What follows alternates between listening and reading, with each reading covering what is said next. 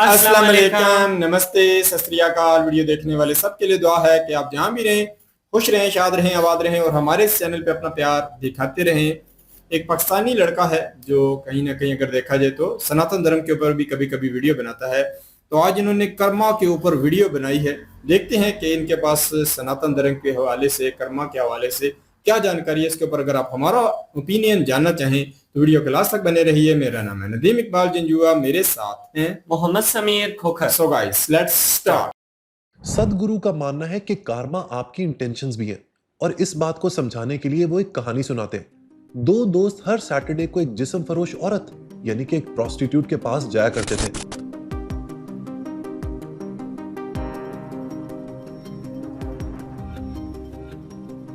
Karma ये वो लफ्ज है दोस्तों जो आपने इंटरनेट पर बहुत सुना होगा।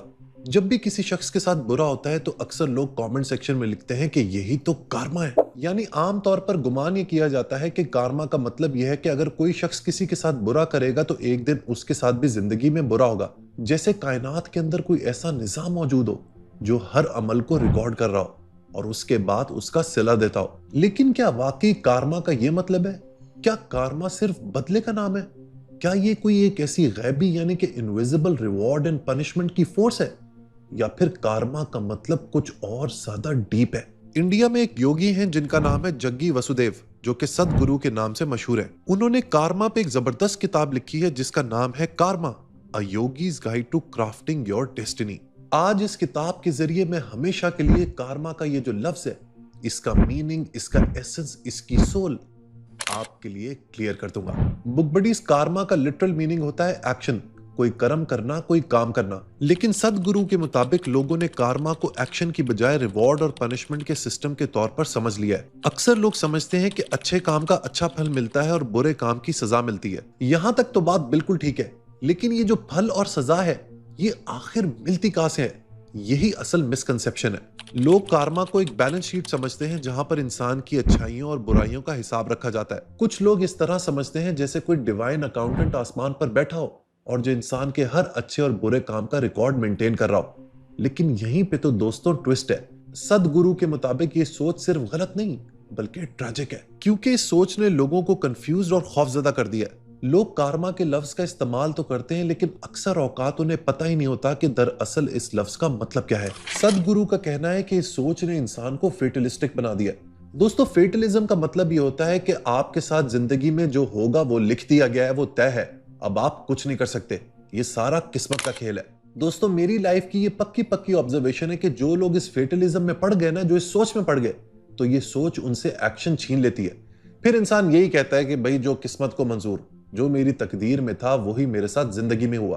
This is a nonsensical approach of living life. सदगुरु यहां पर कार्मा का जो सारा एस्टैब्लिश कॉन्सेप्ट है उसको डेसिमेट कर देते हैं, तबाह बर्बाद कर देते हैं। वो कहते हैं कि कार्मा का रिवॉर्ड और पनिशमेंट यानी कि सजा और जजा से कोई ताल्लुक नहीं है। ना ये किसी आसमानी जज का निजाम है और ना ये गुड और इवल का सिंपल हिसाब किताब है। उनके मुताबिक कार्मा का मतलब यह है कि हमने अपनी जिंदगी का ब्लूप्रिंट खुद तैयार किया है। हमने कॉन्शियसली अपनी लाइफ के डिसीजंस लिए हैं जिनके कॉन्सिक्वेंसेस हमें ऑलरेडी पता है। और जब हम ये रियलाइज कर लेंगे कि हम जिंदगी की हर चॉइस, हर डिसीजन एक्टिवली खुद करते हैं, तो तब ही हम कार्मा को समझ सकते हैं। कार्मा वो है जो हम इस दुनिया में कर रहे हैं। दोस्तों, ये बहुत बड़ा फिलोसॉफिकल आइडिया है। ये कहता है कि हम अपनी जिंदगी को एक्टिवली खुद अपने हाथों से, अपनी इंटेंशन से, अपने कॉन्शियसनेस से क्रिएट करते हैं। हम जिंदगी के शिकार, हम जिंदगी के विक्टिम नहीं है, बल्कि we are the creators of life. जब हम ये कहते हैं ना कि ये मेरा कार्मा है, तो दरअसल इस स्टेटमेंट का मतलब ये होता है कि मैं अपनी जिंदगी का 100% जिम्मेदार हूं। यही सदगुरु के कार्मा के कॉन्सेप्ट का सेंट्रल पॉइंट है कि आपने अपनी जिंदगी की जिम्मेदारी, रिस्पॉन्सिबिलिटी खुद लेनी है। जब इंसान अपनी लाइफ की रिस्पॉन्सिबिलिटी अपने पेरेंट्स, अपने सोसाइटी, अपने समाज के ऊपर डालना छोड़ देता है, उसी दिन से दरअसल दोस्तों जिंदगी का आगाज होता है। सदगुरु कहते हैं कि कार्मा कोई डॉक्ट्रिन नहीं है, ये कोई रिलीजन, आइडियोलॉजी, स्क्रिप्चर या थ्योरी भी नहीं है। उनके मुताबिक कार्मा बस एग्जिस्टेंस का एक मैकेनिज्म है। ये आपके बिलीव करने या ना करने से काम नहीं करता। वो कहते हैं कि अगर आप एक दफा कार्मा को समझ गए ना, तो फिर आप अपनी जिंदगी में बैक सीट पर एक डरे हुए पैसेंजर की तरह नहीं बैठेंगे कि उफ मेरी जिंदगी में आगे क्या होने वाला है, बल्कि आप ड्राइविंग सीट संभालेंगे, स्टीयरिंग व्हील अपने हाथ में लेंगे और बिना किसी डर के अपनी जिंदगी की गाड़ी चलाएंगे। ये कितना बड़ा आइडिया है दोस्तों। और मैंने ये देखा है कि जो लोग जिंदगी में ज्यादातर कामयाब होते हैं वो इसी तरह की आइडियोलॉजी पे चलते हैं। सदगुरु कहते हैं कि कार्मा 3 लेवल्स पर काम करता है, बॉडी, माइंड एंड एनर्जी। आप जो भी इन 3 लेवल्स पर काम करते हैं उसका एक इंप्रेशन आपके अंदर रिकॉर्ड हो जाता है। हर लम्हा हमारी 5 सेंसेस बाहर की दुनिया से इंफॉर्मेशन कलेक्ट कर रही होती हैं। जो हम देखते हैं, सुनते हैं, फील करते हैं, स्मेल करते हैं और टेस्ट करते हैं, ये सब हमारे माइंड में कंटिन्यूअसली रिकॉर्ड होता रहता है। वक्त के साथ ये तमाम इंप्रेशंस मिलकर एक पैटर्न बना लेते हैं और आहिस्ता आहिस्ता यही पैटर्न्स हमारी हैबिट्स और टेंडेंसीज में ट्रांसफॉर्म हो जाते हैं और फिर यही टेंडेंसीज हमारी पर्सनैलिटी, हमारी शख्सियत, हमारे नेचर का हिस्सा बन जाती हैं। वो कहते हैं कि कार्मा बिल्कुल उस सॉफ्टवेयर की तरह है जो आपने खुद लिखा हो, लेकिन बिना ये जाने कि आप उसे लिख रहे हैं। और मजे की बात है कि आप खुद रोजाना की बेसिस पर इस सॉफ्टवेयर को अपडेट भी कर रहे होते हैं। आप जिंदगी में किस तरह से रिएक्ट करते हैं, डिसीजंस लेते हैं, अपने इमोशंस को किस तरीके से रेगुलेट करते हैं, उसी हिसाब से ये सॉफ्टवेयर रोजाना की बेसिस पर चेंज होता रहता है। फिर एक वक्त आता है जब ये सॉफ्टवेयर आपकी जिंदगी को कंट्रोल करना शुरू कर देता है। इसीलिए कुछ लोग बार बार एक ही टाइप के प्रॉब्लम्स का शिकार होते हैं। कुछ लोग हर रिलेशनशिप में एक जैसी मिस्टेक्स रिपीट करते हैं। कुछ लोग एडिक्शन से निकलना चाहते हैं, लेकिन फिर वही आदतें वापस उन्हें खींच लेती हैं। सदगुरु कहते हैं कि भाई ये कोई किस्मत का खेल नहीं है, ये वही अनकॉन्शियस पैटर्न्स हैं जो इंसान ने खुद डेवलप किए होते हैं। अच्छी बात यह है कि उनके मुताबिक ये सॉफ्टवेयर परमानेंट नहीं है, आप इसको बदल सकते हैं अपनी आदत से, अपनी सोच से, अपनी थॉट से। जिस तरह कंप्यूटर का सॉफ्टवेयर डिजाइन किया जा सकता है, उसी तरह इंसान अपने कार्मिक पैटर्न्स को भी बदल सकता है। यानी कि कार्मा का ये सारा कंट्रोल दरअसल हमारे ही हाथ में है। इसके बाद सदगुरु एक और इंटरेस्टिंग मैकेनिज्म एक्सप्लेन करते हैं। उनके मुताबिक हर थॉट हमारी बॉडी में केमिकल रिएक्शन पैदा करती है और हर केमिकल रिएक्शन बॉडी में एक सेंसेशन क्रिएट करता है। फिर वो सेंसेशन दोबारा उसी थॉट को और मजबूत कर देती है। यानी थॉट से केमिकल रिएक्शन पैदा होता है, केमिकल रिएक्शन से सेंसेशन पैदा होती है और सेंसेशन दोबारा उसी थॉट को रीइंफोर्स कर देती है। ये साइकिल बार बार रिपीट होता रहता है। इसी वजह से कुछ इमोशंस वक्त के साथ हमारी परमानेंट स्टेट बन जाते हैं। उनके मुताबिक हमारे थॉट्स और इमोशंस आहिस्ता आहिस्ता हमारी बॉडी केमिस्ट्री को भी चेंज कर देते हैं। वक्त के साथ ये तमाम एक्सपीरियंसेस हमारे अनकॉन्शियस माइंड में स्टोर होते रहते हैं और फिर यही अनकॉन्शियस हमारी सोच, हमारे एक्शंस को डिटरमिन करता है। यही बात तो the great psycho analyst Sigmund Freud ने कही थी। सदगुरु का मानना है कि कार्मा आपकी इंटेंशंस भी है और इस बात को समझाने के लिए वो एक कहानी सुनाते हैं। 2 दोस्त हर सैटरडे को एक जिस्म फरोश औरत यानी कि एक प्रोस्टिट्यूट के पास जाया करते थे। एक दिन रास्ते में उन्हें भगवत गीता पर एक लेक्चर सुनाई दिया। पहले दोस्त को अपने अमल पर गिल्ट महसूस हुआ। उसने सोचा कि आज प्रोस्टिट्यूट के पास जाने की बजाय गीता का लेक्चर सुनना चाहिए। वो दोस्त तो लेक्चर हॉल में चला गया, जबकि उसका दोस्त उस जिस्म फरोश औरत के घर चला गया। लेकिन जो शख्स लेक्चर हॉल में बैठा था उसका सारा ध्यान अपने दोस्त पर था। वो सोच रहा था कि उसका दोस्त कितना एंजॉय कर रहा होगा और मैं यहाँ लेक्चर में फंसा हुआ हूँ। दूसरी तरफ जो शख्स प्रोस्टिट्यूट के पास गया था वो अपने दोस्त के बारे में सोच रहा था। वो उसकी तारीफ कर रहा था और सोच रहा था कि मेरा दोस्त कितना अच्छा फैसला कर गया है। वो अपनी जिंदगी को बेहतर बनाने की कोशिश कर रहा है और मुझे भी यही कोशिश करनी चाहिए। अब जाहिरी तौर पर जो दोस्त लेक्चर हॉल में बैठा हुआ गीता सुन रहा है वो ज्यादा रिलीजियस लग रहा है, ज्यादा अच्छा लग रहा है, लेकिन कार्मिक लेवल पर ज्यादा नुकसान उसी ने उठाया। लेकिन आखिर क्यों? क्योंकि उसकी बॉडी लेक्चर हॉल में थी, लेकिन उसका माइंड और इंटेंशंस कहीं और थे। जबकि दूसरा शख्स गलत जगह पर मौजूद होने के बावजूद अंदर से अपनी जिंदगी को बेहतर बनाने के बारे में सोच रहा था। इसीलिए सदगुरु कहते हैं कि कार्मा सिर्फ एक्शन का नाम नहीं, इसका सबसे इंपॉर्टेंट हिस्सा है वोल्यूशन, यानी कि नीयत या फिर इंटेंशंस। अब अगला सवाल यह है कि क्या कार्मा इंडिविजुअल होता है या फिर कलेक्टिव भी होता है? इसका मतलब यह है कि क्या कोई फैमिली, कोई कम्युनिटी, कोई सिविलाइजेशन, कोई कौम, कोई जनरेशन वो अपना कलेक्टिव कार्मा भी क्रिएट करती है? सदगुरु यहाँ पर एक कॉन्सेप्ट इंट्रोड्यूस करते हैं जो कि है कुल्ला वेदना, यानी कि कलेक्टिव सफरिंग। यानी ऐसी सफरिंग जो सिर्फ एक इंसान की पर्सनल हिस्ट्री से नहीं आती, बल्कि फैमिली, कम्युनिटी या प्रीवियस जनरेशन से भी ट्रांसमिट होती है। यानी जो कुछ भी हम लोग करते हैं उसका असर सिर्फ हमारी इंडिविजुअल पर्सनैलिटी पर नहीं आता, बल्कि उसके कॉन्सिक्वेंसेस सारी जनरेशन को भुगतने पड़ते हैं। अगर एक फैमिली में जनरेशंस तक फियर, ग्रीड, एंगर, वायलेंस या इनसिक्योरिटी रही हो तो उसका असर उसकी अगली नस्लों पर भी पड़ता है। इसी तरह अगर एक सोसाइटी इनजस्टिस, पॉवर्टी, इग्नोरेंस या वायलेंस को नॉर्मल बना दे तो उसका रिजल्ट सिर्फ एक इंसान नहीं, पूरी जनरेशन भुगतती है। यहाँ कलेक्टिव कार्मा का यह मतलब नहीं कि कोई इनविजिबल पनिशमेंट आ रही है। इसका मतलब सिर्फ ये है कि हमारे एक्शंस का रिजल्ट सिर्फ हम तक लिमिटेड नहीं रहता। जैसे अगर एक सोसाइटी बिना प्लानिंग के पॉपुलेशन बढ़ाती जाए, रिसोर्सेज मैनेज ना करे, एजुकेशन और फैमिली प्लानिंग पर काम ना करे तो उसका बर्डन फ्यूचर जनरेशंस उठाती हैं। फिर हम इसे किस्मत के डिवाइन विल कहकर साइड पे नहीं रख सकते। हर इंसान अपने लेवल पर रिस्पॉन्सिबल है आप जिस तरह बिहेव करते हैं, जिस तरीके से अपनी लाइफ को कंडक्ट करते हैं, जिस तरीके से वोट देते हैं, जिस तरह मुआशरे में बिहेव करते हैं, उसी तरह का मुआशरा कलेक्टिव कार्मा के जरिए आप क्रिएट करते हैं। इस किताब में सदगुरु ने एक और माइंड ब्लोइंग कॉन्सेप्ट एक्सप्लेन किया है, जिसमें उन्होंने इंसान की मेमोरी यानी याददाश्त और कार्मा को कनेक्ट किया है। योगिक ट्रेडिशन के मुताबिक मेमोरी की 8 डायमेंशंस होती हैं: एलिमेंटल, एटॉमिक, एवोल्यूशनरी, जेनेटिक, कार्मिक, सेंसरी, आर्टिकुलेट और इनआर्टिकुलेट। इनमें पहली 4 मेमोरीज वो हैं जिनमें इंसान की पर्सनल चॉइस या नीयत का कोई रोल नहीं। ये हमारे कलेक्टिव कार्मा का हिस्सा है, यानी अर्थ, वाटर, फायर, एयर और ईथर, इन सब एलिमेंट्स की अपनी मेमोरी है। फिर है एटॉमिक मेमोरी, जिसका मतलब है कि हमारे एटम्स भी एक स्पेसिफिक पैटर्न्स के साथ काम करते हैं और हमारे सिस्टम को शेप देते हैं। एवोल्यूशनरी मेमोरी वो है जो हमें ह्यूमन बीइंग्स बनाती है। इसी वजह से हमारी बॉडी ह्यूमन बॉडी की तरह फंक्शन करती है, एनिमल या प्लांट की तरह नहीं। जेनेटिक मेमोरी वो है जो हमें अपनी फैमिली और एंसेस्टर से मिलती है। इसमें हमारे फिजिकल फीचर्स, कुछ साइकोलॉजिकल टेंडेंसीज और फैमिली पैटर्न्स शामिल होते हैं। इसके बाद जो अगली 4 मेमोरीज हैं वो हमारे इंडिविजुअल कार्मा से रिलेटेड है, क्योंकि उसके अंदर हमारी नीयत और पर्सनल चॉइस शामिल होती है। कार्मिक मेमोरी वो इंप्रेशंस हैं जो हमारे एक्शंस, इमोशंस, थॉट्स और एक्सपीरियंसेस से बनती हैं।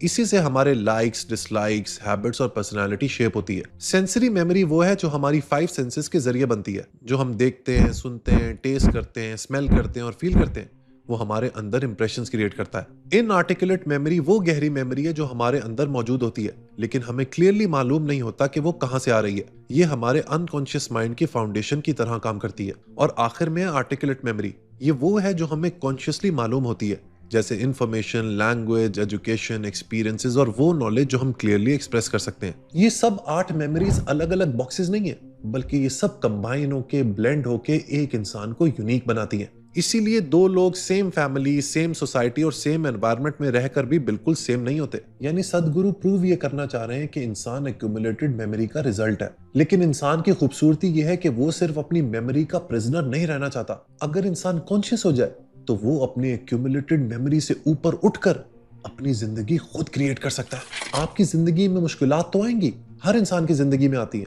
फर्क ये होता है कि आप उस मुश्किल को परसीव कैसे करते हो। The fundamental difference between a human being and a machine is perception. अब बहुत से लोगों का सवाल होगा कि भाई हम अपने कार्मा को बेहतर करना चाहते हैं, लेकिन हमें पता नहीं कि किस तरीके से करें। तो इसकी टिप्स भी इस किताब में सदगुरु ने दी हैं।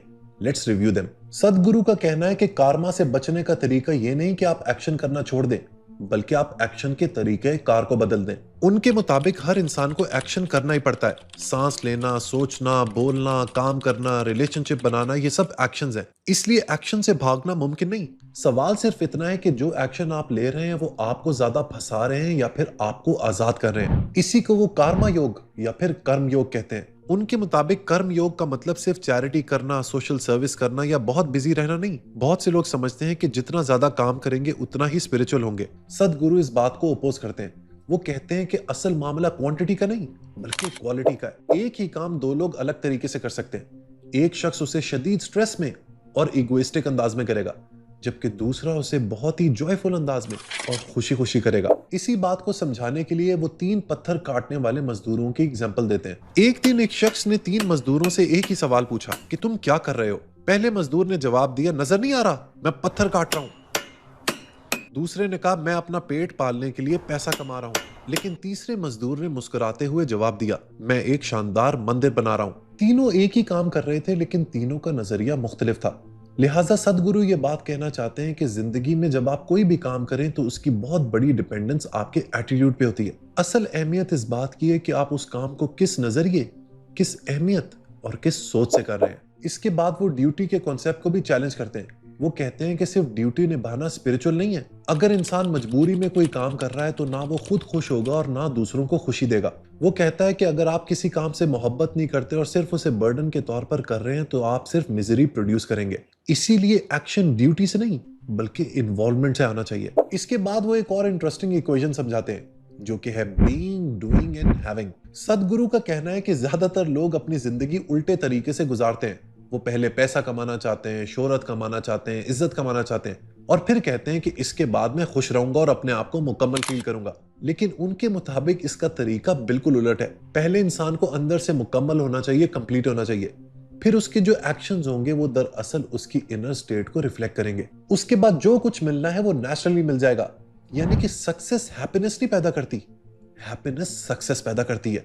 कितनी बड़ी बात है। उनका कहना है कि आपका प्रोफेशन, अचीवमेंट्स या सोशल स्टेटस आपकी असल पहचान नहीं, बल्कि सिर्फ आपके रोल्स हैं। जब इंसान अपनी आइडेंटिटी को इन चीजों से जोड़ लेता है तो उनके खत्म होने पर वो खुद को भी खो देता है। इसके बाद सदगुरु सैक्रिफाइस यानी कुर्बानी के कॉन्सेप्ट को भी क्या खूबसूरती से एक्सप्लेन करते हैं। वो कहते हैं कि सैक्रिफाइस का मतलब किसी चीज को छोड़ना नहीं है। अगर आप किसी चीज को इसलिए छोड़ते हैं कि बदले में आपको अल्लाह, भगवान या सोसाइटी कुछ दे, तो ये सैक्रिफाइस नहीं बल्कि सिर्फ एक ट्रांजैक्शन है। असल सैक्रिफाइस ये है कि आपकी पूरी जिंदगी ही एक ऑफरिंग बन जाए, फिर आपको ये परवाह ना हो कि आपको उसका रिवॉर्ड मिलेगा या नहीं। इस स्टेट को वो यागना कहते हैं और दरअसल यही ट्रू सैक्रिफाइस है। तो दोस्तों, ये तो थी कारमा की इन डेप्थ एक्सप्लेनेशन। अब आप लोगों ने मुझे कमेंट सेक्शन में जरूर बताना है कि आपकी जो इनिशियल अंडरस्टैंडिंग थी कारमा को लेके, क्या वो इस वीडियो के बाद तब्दील हुई है या नहीं, और अगर हुई है तो आपने क्या सीखा है। मेरी दुआ है कि आपका कारमा आपको कामयाबी के करीब ले जाए। Best wishes to all of you. Channel को सब्सक्राइब करना मत भूलिएगा। Until next time, good bye.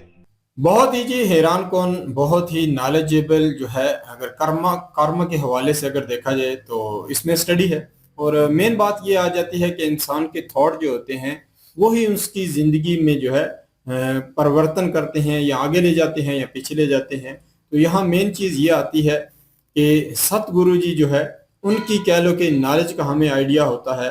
वो एक कह लो कि एक बहुत गहरे इंसान है, मैं उनको काफ़ी ज़्यादा देखता हूँ। इंग्लिश में उनकी स्पीचेस होती हैं और काफ़ी डीपली बातें जो है उनकी हैं।